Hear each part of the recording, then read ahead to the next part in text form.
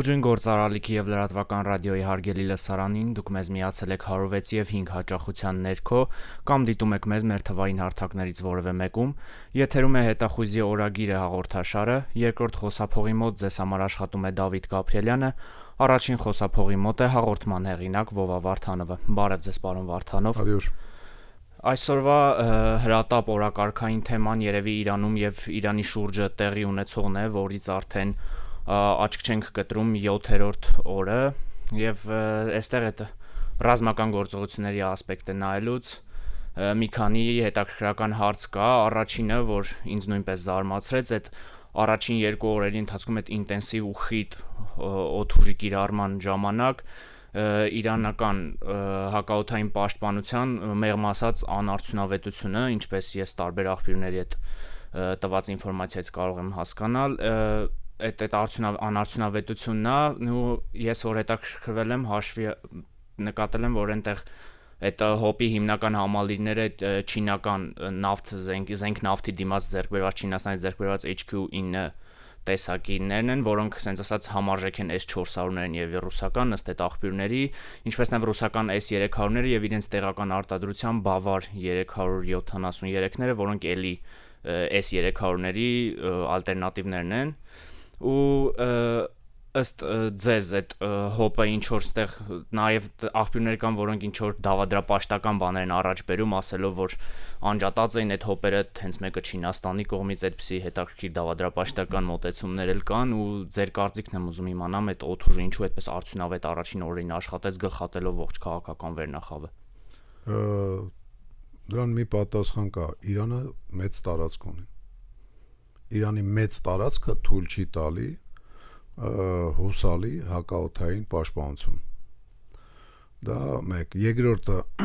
հակաօդային պաշտպանությունը դա չի նշանակում հակահրթիռային։ Որոշ համակարգեր անում են հակաօդային, ասենք ինքնաթիռների դեմ են կարում պայքարեն, համ էլ հրթիռների դեմ են կարում պայքարեն, բայց մեկը հրթիռների դեմ պայքարելը դա հաճելի բոնուս է այդ զենքի համար։ Իրականում իրանք գրեթե բոլոր երկրագնդի վրա եղած բաները հակաօդային համակարգերը ավելի շատ ինքնաթիռների դեմ են սարքվում, քան ասենք պատրաստվում։ Հիմա նոր այս լարված փոխհրաձգությունները սրանից 9 ամիս առաջ թե 8 ամիս առաջ 12 օրյա մարտերը հիմա նոր իրանք կստիպեն զենք արտադրողներին ավելի շատ հակահրթիռային ոնց որ ասած զենքի նախագծմանը կամ համակարգերին ավելի շատ ոնց որ ասած բալանսը խախտվի հրթիռների դեմ պայքարելու, որ բոնուս լինի ինքնաթիռ խփելը։ Դա բանա ոնց որ ասած մինչև երեխան չի լացում, մայրը ոնց որ ասած կուրսք չի տալի, էլի այդ բանից է։ Բայց այդ հարվածների էլի մեծ մասը երևի թե հենց ինքնաթիռներից են հասցվում։ Բայց սահմանից հեռու են իրանք հարվածում, հրթիռները, որոնք իրանք բաց են թողում, ասենք մի քանի 100 կիլոմետր է գնում։ Էդի ինքնաթիռների մասնակցությունը տենց էր, այդ 12 օրյա մարտերը, օրինակ,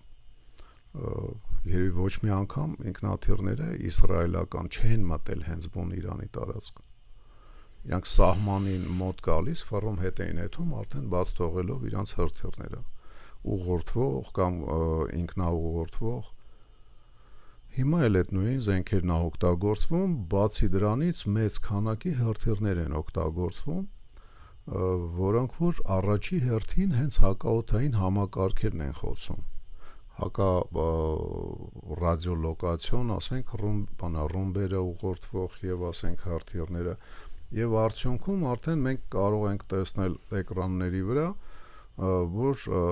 ինքնաթիռները անպատիժ Իրանի տարածքում ֆռում են արդեն, որովհետեւ հակաօդային համակարգի զգալի մասը արդեն խոցված է, ստացիոնարները, որ հաստատ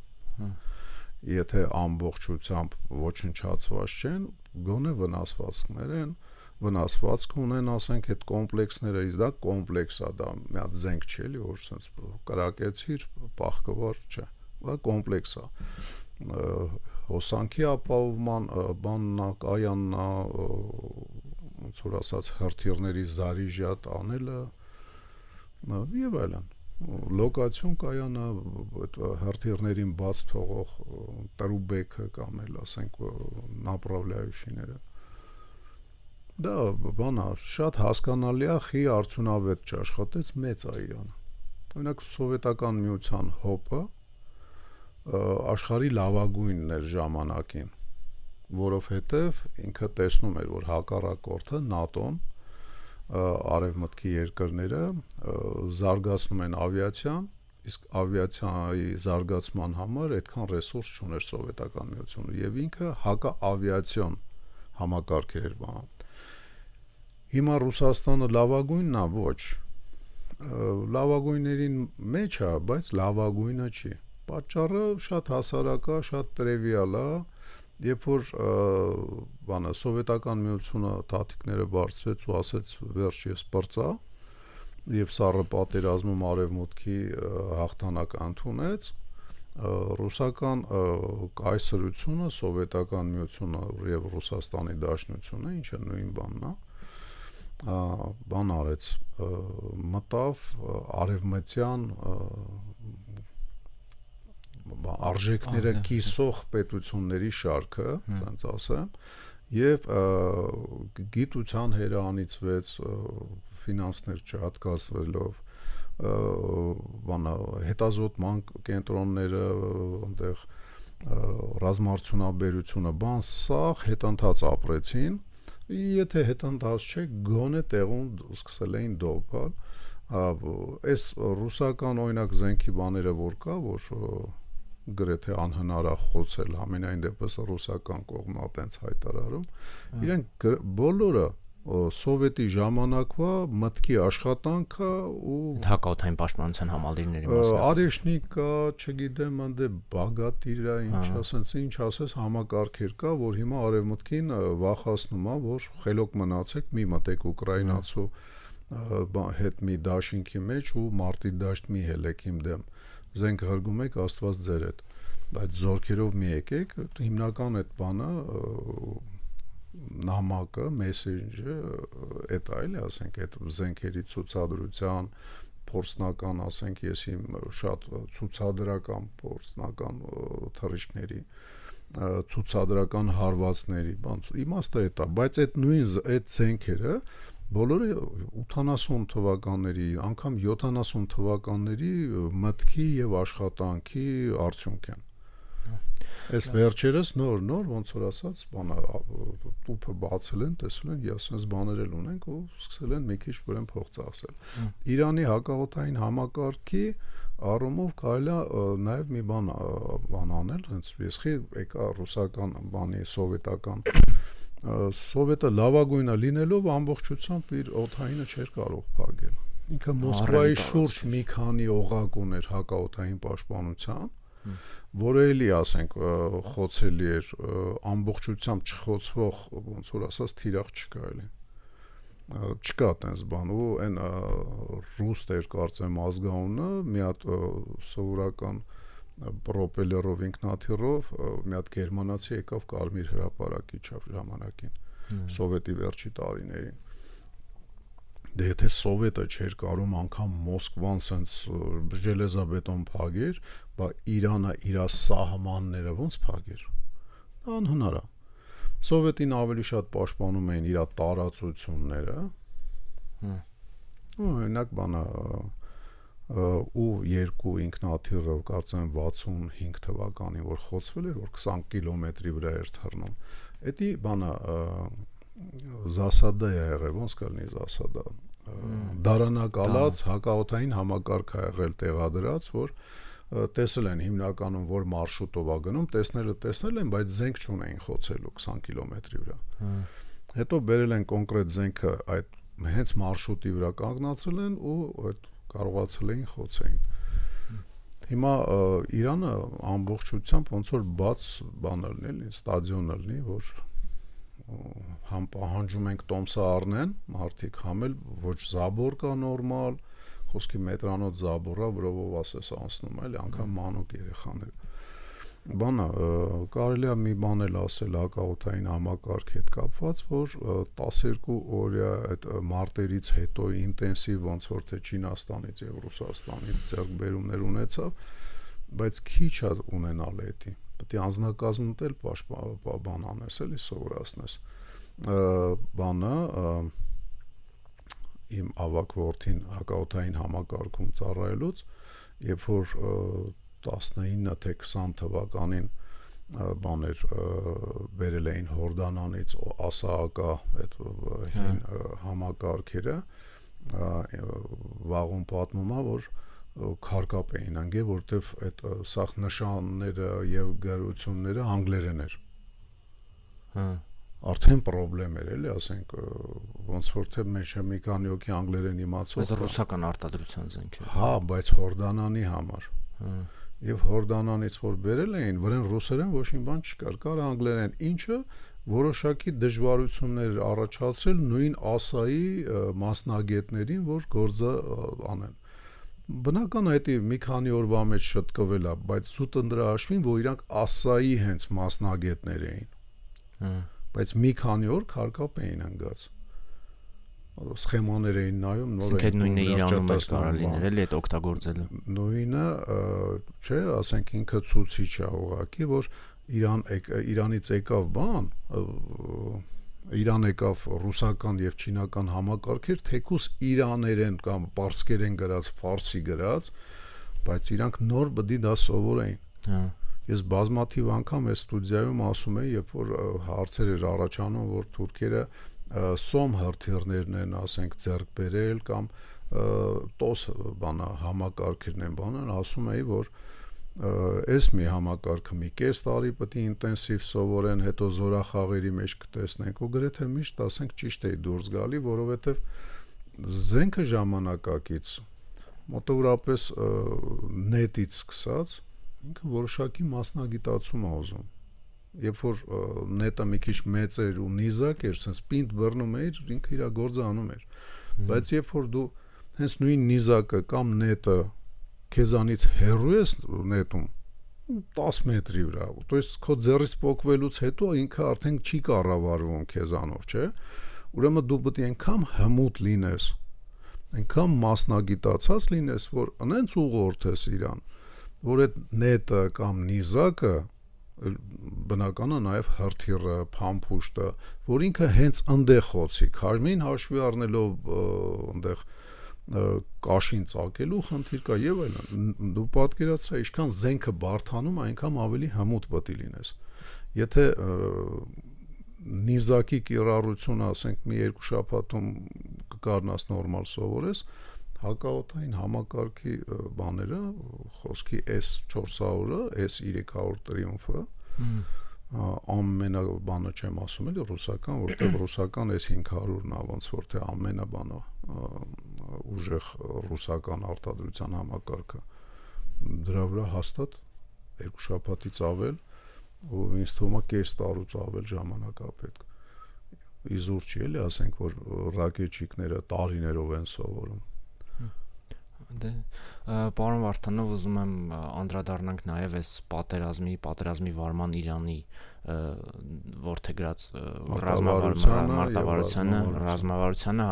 այդ հրթիռակոծությունները հարևան երկրների, ծոցի այդ երկրների հրթիռակոծությունը, որոշ աղբյուրներից նաև լսել եմ, որ այդ հրթիռակոծության թիրախ են դառնում, որ ոչ միայն ռազմական ենթակառուցվածքներ, այլ նաև քաղաքացիական, միգուցե ռազմական նպատակներով օգտագործվող ու այդ հրթիռային ու նաև հարցը վերաբերվի հրթիռային պոտենցիալին Իրանի, արդյոք ինչքան կարող է Իրանը սա տանել, ինչքան ժամանակ Իրանը սրան պատրաստվել, արդյոք պատրաստվել է հարվածին ու սա արդյոք սպոնտաներ է իր որդեգրած ռազմավարությունը, թե վաղուց պլանավորված ինչ որ ռազմավարություններ։ Այո, բանը Իրանը 100 հրթիռ էր արձակել առաջի օրերը։ 100-ից 4-ը թե 5-ն էին խոցել Իսրայելում ինչ-որ բան։ Հետո 50 էր արձակել, 50-ից 4-ն էին խոցել։ Հետո 30 էր արձակել, էլի 4-ը թե 5-ը անգամ։ Փաստորեն այդ օբյեկտները, որոնք որ արաբական աշխարհում ինքը խոցում է, պայմանական քաղաքացիական կամ իրոք քաղաքացիական, դա են օբյեկտներն են, որոնք նախորոք հրթիռի ճշգրիտ տեղը հուշում էին Իսրայելի հակաօդային եւ հակահրթիռային պաշտպանությանը ամերիկացիներից կամ ասենք Ամերիկայի տրամադրած այդ սարքավորումներից արաբական աշխարհում, իրենք հրթիռի բաց թողման պահին, ասենք, այդ ամեն ինչը ֆիքսում էին բոլոր ուղղություններով, տիեզերքից, ցախից, աճից, ասենք Քուվեյթից, Թուրքիայից, մի հատ է Հորդանանից, sense եւ մետրի ճշտությամբ այդ համակարգված այդ ինֆորմացիան համակարգվում էր Իսրայել հասնելով ու ճշգրիտ թիրախը տեղը գտնում էին ու ժամը վարկյանի ճշտությամբ եւ ավիացիան ճիշտ ժամանակին դուրս էր ելնում կամ հրթիռը եթե պետք էր հակահրթիռային համակարգը մի 10 կիլոմետր ձախ էին տանում որ խոսքի այդ մի 20 հատ հրթիռները դիմավոր էին Հիմա քաղաքացիական ենթակառուցվածքը շատ ճիշտ նշեցիր, որ օգտագործվում է ոչ միայն քաղաքացիական նպատակներով։ Այդ հյուրանոցին, որ խփել էր, կարծեմ Դուբայում, այնտեղ բարձրաստիճան զինվորականներ էին ամերիկյան կազարմաներից, բազաներից, որ դուրս էին ելել, գնացել տեղավորվել էին, ով ասում, որ հետախուզություն ունի միայն Ամերիկան եւ Իսրայելը Իրանում։ Իրանն էլ ունի հետախույզներ եւ համախոհներ, ասենք, հարակից երկրներում։ Եվ ինքը ճշգրիտ հենց այդ հյուրանոցին էր խփել, որտեղ ամերիկացիներն էին մնում։ Բազայից տեղափոխված սպաները շարքային սաստավը ուրիշ ավելի էժան հյուրանոցում էին մնում։ Բայց այդ թանգանոց հյուրանոցում մնում էին սպաները։ Հարևան երկրի տարածքի խփելը չի խփել ինքը հարևան երկրի տարածքին ինքը խփելը էքս տարածքային իրավունքներով օժտված ամերիկյան ռազմաբազաներին ես ոչ թե Իրանին պաշտպանում եմ դա սխալ կարծիք կլինի էլի ինձ լսելով ուղղակի Էտա ինչով է ուղղորդվում Իրանի գործողությունները ինքը խոցում է ամեն ինչը օգնում է Իսրայելին իր հակահարվածները չեզոքացնել կամ մեղմել դա լինեն լոկացիոն կայաններ դա լինեն սպաներ որոնք ասենք սպասարկում են այդ լոկացիոն կայանները դա լինեն ասենք թեկուզ տեխնիկական միջոցները, որով իրանք տեղափոխվում են։ Թվում է թե քաղաքացիական օբյեկտ է հյուրանոցը, բայց մեջը թիրախը կոնկրետ հյուրանոցը չի, այլ մեջի մարդիկ են։ Հիմա թուրքերը կապիկություն են անում Նախիջևանում Իրանը յանում բանախփ է։ Հրթիռով խփելա օդանավականին։ Լուրջ։ Հրթիռով թե ԱԹՍ-ով են։ ԱԹՍ-ով հա կներես։ Լուրջ ինչպես կասի դասականը կողքը ռազմաբազան այս 125 էլ եսի կուբ ինչ ասես կա թուրքերի հենց կողքը այդ օդանավակայանի ռազմական ինքնաթիռները կանգնած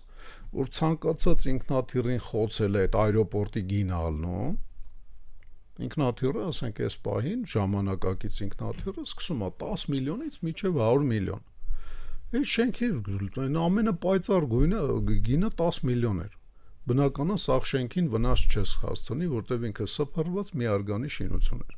Ասում են սադրանք էր դա Ադրբեջանին ինչ որ կերպ ներքաշելու այդպես։ Բախի ինքնաթիռին չխփեց սադրանքը Այդ ինքնաթիռները հետո սադրանքի արդյունքում գալու են Իրանը ռմբակոծեն։ Սադրանք ոչ թե Իրանի կողմից, այլ ասենք հակառակորդ Իրանի հակառակորդների կողմից։ Ահա, այդ եմ ասում։ Իրանը խոսքի օրինակ, եթե սադրում էր կամ իրոք ուզում էր չեզոքացնել, ասենք այդ օդային կոմունիկացիան սպասարկող օբյեկտը, հենա մի հատ ինքնաթիռ խոցերը դե Իրան հետո ռմբակոծող ինքնաթիռներից մեկը գոնե կպակասեր, չէ՞։ Հա։ Եթե ինքը իրական Իրանի զենքներ ու գալիս էր թուրքերի համար անհասկանալ, իրանք չգիտեն, չէ, որ ասենք այդ պայմանական չգիտեն, որ քաղաքացիական օբյեկտին մի $20,000 պատրաստվում է վնաս տա, ավելի քիչ ֆինանսական վնաս տա, քան ինքը արժե, շահեդի գինը մոտորապես 30,000, դե կարող է $20,000 պրոֆիլներ է վարի գնացել, մեկ է Շուշա, կարճ ասած, բանա, էդի հո չգիտեր իրանց հակաօթային համակարգը օդանավակայանի կողքը, բախի չխոցեց, կարճ ասած, էդի սադրանքա, որին թուրքն էլ է մասնակցում, թուրքերը մասնակցում էին այդ սադրանքին, որ իրանք խոսալու տեղ ունենային, կամ եթե ԱԹՍ-ն շեղվել է ինչ-որ կերպ իր ճանապարհ, բայց այդ ուր էր գնում, որ ընկել է Նախիջևան։ Լավ, մինչև շեղվելը, ասենք ինչ-որ մեկի սխալն էր, ասենք թե, բայց հիմա իրանք չգիտեն, չէ, այդ սխալա թե գալիս է այդ Շուշեն ջարդելու, չգիտեն, չէ, գալիս է դեպի ռազմական օբյեկտ։ Իսկ ռեպով կարող են շեղել դրա ուղղությունը այդ շահերը։ Իրանք չգիտեին ու պետք է խոցեին, չէ։ Ոնց է չխոցեցին։ Հարևան երկրում պատերազմը իրանք հայերի նման, մեր նման էշիականջում քնած են, ոչ մի բան չեն անում, հա։ Կարող է այնց ինչ-որ բան անում են։ Կարճ ասած, դա եթե հրեական սադրանք է, ջոդներն են արել, ասենք, որպեսի ներքաշեն իրանց հակաիրանական գործողությունների մեջ թուրքերին, թուրքը համամասնակից է, եթե ուղղակի գար տրակցներ ու կողքը չլիներ բան, հակաօթային համակարգ ու բավականին լավ, հիմնականում, ասենք, Նախիջևանի հակաօթային համակարգը այդտեղ է գտնվում, չխոցեց, չփորձեց անգամ, ուրեմն թուրքն է, այդ ամենին կամ համամասնակից է, կամ ինքն է արել, որ հետո, երբ որ ագրեսիա սկսի, ասենք, Իրանի դեմ,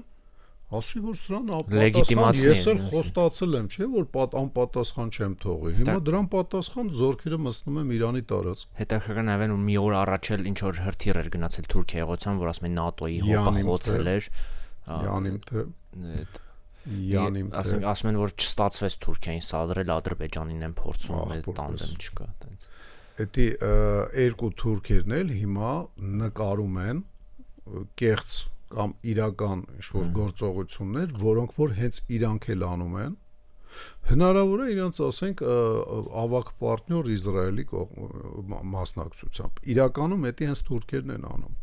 Մենք չպետք է սխալվենք, էլի, ասենք, նման բաներում, մանավանդ ինչը վերաբերվում է թուրքերի պահվածքին։ Ինչ-որ մեկը կա Հայաստանում, Հայաստանից դուրս ցեղասպանված ժողովրդի, որին խոստումներ էր տրվել, հեսա դեմոկրատիա բան, ցեղասպանված ժողովրդի, որին դրանից 30 տարի առաջ Աբդուլհամիդի վաղ խոստացվել էր ավտոնոմիային համարյա հավասար բան, քաղաքացիական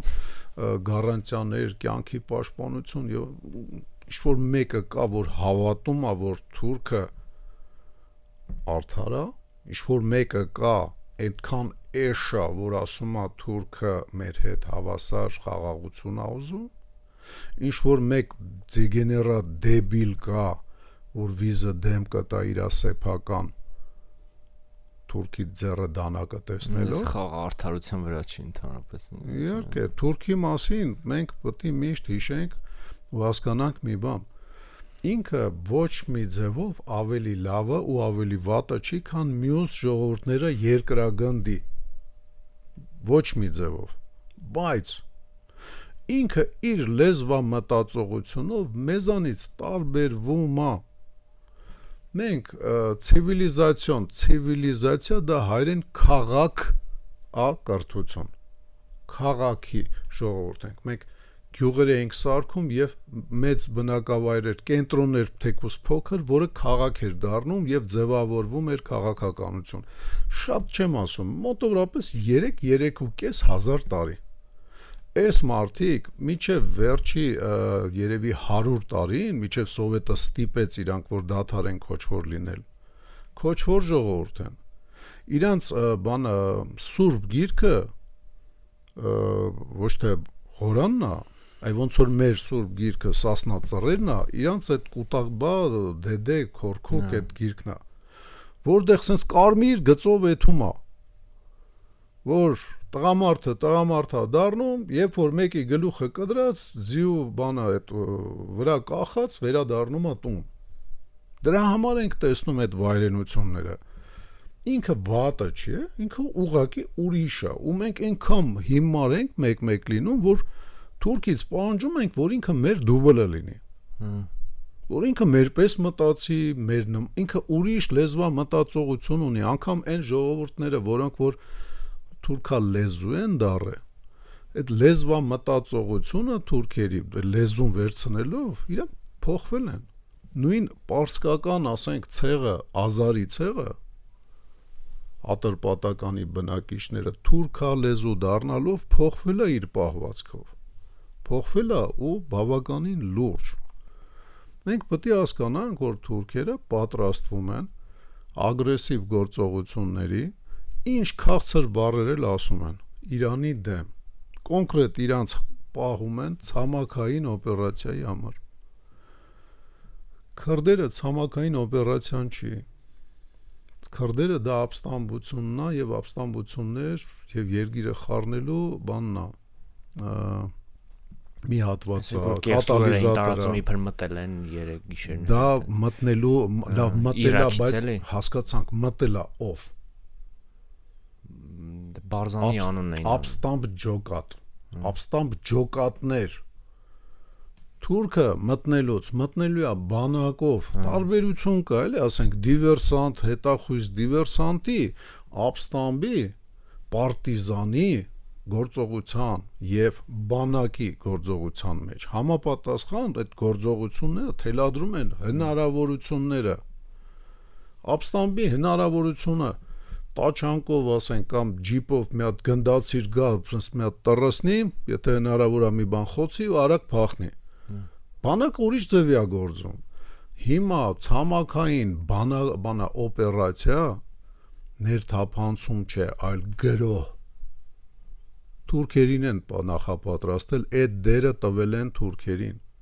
Եթե գա ու հասնի այն պահը, որ պետք է ցամաքային օպերացիա լինի, գրոհ, ոչ թե ցամաքային, ասենք, սպեց օպերացիա, ապստամբներ, սոցիալիստ պարսիկներ, քրդեր, կամ նույն, ասենք, իրանաբնակ թուրքերի մեջ ինչ-որ ապստամբները, կամ Բելուջիստանում, էդի սաղ սպեց օպերացիա է։ Իսկ օպերացիան բանակային այդ դերը տվել են թուրքերին, որովհետև ոչ մի տեղ ուրիշ տեղ թիկունքը հարձակվող զորքի գարանտիայով ապահովված չի լինելու։ Մենակ թուրքերի մոտ, որտեղ ուզում է լինի, եթե բերեն ամերիկյան զորքեր, լինելու է տեղի բանի հետ, բնակչության հետ եւ ակտիվիստների հետ բախումներ, կոմունիկացիաների խառնել, դիվերսիա, միվերսիա, ամերիկյան զորքերի դեմ։ Տեղ չեն ունենալու։ Բացի նահանջելը, իրանց լոգիստիկան լավը չի լինելու, հուսալի չի լինելու, խոսքի օրինակ տանկը գնաց լավ, ցենտր խնդիրները լուծեց, բայց վառելիքը ճանապարհին պարտիզանները գողցան կամ վառեցին կամ ապստամբները։ Թուրքերի մոտ այդ խնդիրը չկա ու ավելի շատ Բաքվի թուրքերի մոտ, քան Անկարայի, բայց Անկարան էլ ինքը շատ բան է, էլի կդնի այդ քրդական բնակիչներին դեպորտ կանի ֆրոնտից, ասենք, մի 200-300 կիլոմետր ենկում, ինքը այդ խնդիրը չունի, էլի ժամանակին հայերին ոնց արես դեպորտ, համել ցեղասպանություն, քրդերին էլ կանի դեպորտ, համել մի քիչ ջարդ։ Ոչ մի խնդիր, թուրքերին պահում են, այս Անկարայի եւ Բաքվի թուրքերին պահում են ցամաքային բանակային օպերացիայի համար, բայց հետնել, որպեսզի իրանց բնակչության, մուսուլմանական աշխարհում սևերես դուրս չգան, իրանք խաղեր են տալի, ոնց որ թե հարձակման ենք ենթարկվել։ Ոնց որ 39 թվականի օգոստոսի 31-ին Ադոլֆ Հիտլերը Լեհաստանի կողմից հարձակման ենթարկվեց։ Երբ որ լեհական զորքերը հարձակվեցին գերմանական ռադիոյի վրա։ Ոնց որ թուրքերը թուրքերը երբ որ ասում էին Արցախի պաշտպանության բանը հարձակվեց մեր վրա, խնդալու էր, չէ, բայց էսի շատ թաքուն տեղը աշխարհը չերել խորանում։ ավելի խնդալու բաներ ասում, երբ որ արդեն պաշտպանության բանակ չկար, ինքնապաշտպանական ամեն գյուղում, որ ինքնապաշտպանական ուժեր էին մնացել 20 թվականից էսյան, իրանք հարձակվեցին բանակի վրա։ Ստե տուպիկա, ոչ մեկի աշկը չերել կդրում ստե գար, մենակ ռուսներ տենում, դե ռուսինելով այսօրով հավատում աշխարհում, ոչ մեկ։ Բանի տեղել դնում են զուտ ընդրա համար, որ ասենք վետո իրավունք ունի անվտանգության խորհրդում։ Հա, ու բանը ստացվում է, որ ինքը խնդիր չուներ այտենց օպերացիա բան մշակել, բայց իրանական պատերազմը լուրջ դիտորդներ կան։ Չինաստան, մուսուլմանական աշխարհ, պայմանական գլոբալ հարավ, պայմանական գլոբալ արևմուտք, սա ուշադիր նայում են ինչա կատարվում։ Եվ այդ իրանց ցամաքային օպերացիայի խեղճ Ադոլֆ Հիտլերի ռադիոկայանի օպերացիան եղավ բանա 20-26։ Լավ, պարոն Վարդանով, մեզ հատկացած եթերաժամանակը ավարտին մոտեցավ։ Շնորհակալություն հետաքրքիր զրույցի համար, հետաքրքիր նկատառումների համար, շնորհակալություն հայտնենք նաև մեր ռադիո լսողներին եւ ռադիոդիտողներին։ Դուք լսում եւ դիտում եք գործարարալիքը 106 եւ 5 հաճախությամբ կամ մեր թվային հարթակներից որևէ մեկում։ Ավարտվեց մարտի 6-ին նկարահանված հետախույզի օրագիրը հաղորդաշարը, երկրորդ խոսափողի մոտ ձեզ համար աշխատում էր Դավիթ Գաբրելյանը, առաջին խոսափողի մոտ էր հաղորդման հեղինակ Վովա Վարդանովը։ Ստեսություն։